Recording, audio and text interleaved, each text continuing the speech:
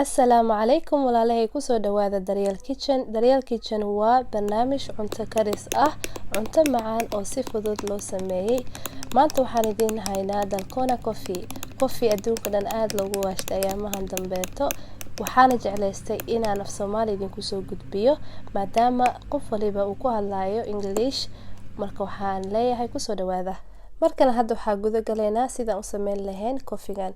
Coffee-gan waxaa waaye coffee lagu qasayo mashiinka doorshada lagu qaso.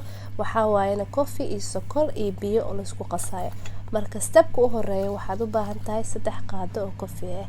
Coffee-gan waxaa isticmaali kartaa ay nooc coffee, midka biyaha kulul inta lagu shubto caadi loo qasto.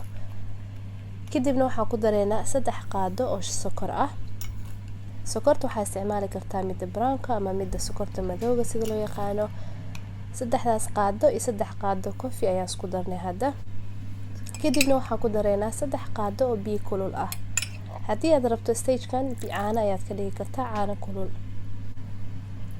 Kadib marka intaas sameyso waxaan sameynaynaa hadda insha Allah waan isku qaseynaa sokortii, biyihii iyo coffee-gii.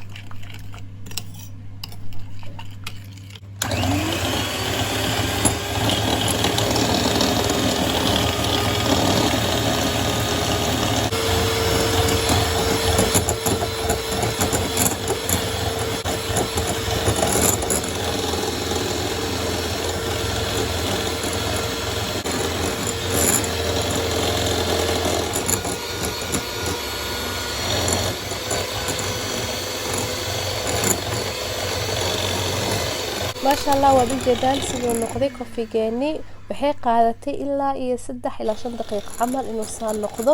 Haddii aad isku qasto aad ka weeyo mashiinka aad ku qasaysid aad u sii dheere si uu si fiican ugu qasmo insha Allah. Kadibna u jeedaan sidoo noqday waxaan bakeeri ku shubanayaa caano qabow. Kadibna alaabteena isku qasanay ayaa kor ka saarayna.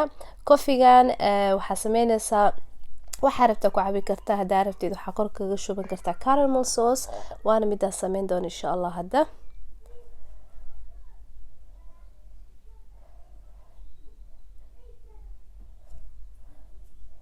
marka waxaa jira noocyo badan oo loo sameyn karo sida measurement-ka for example aniga hadda waxaan isticmaalay 3 qaado laakiin hadaadan 3 qaado waxaa sameyn kartaa 2 qaado sokor 2 qaado coffee yani saas u sameyn kartaa insha Allah. haddana waxaa kor ugu shubay caramel sauce-kii.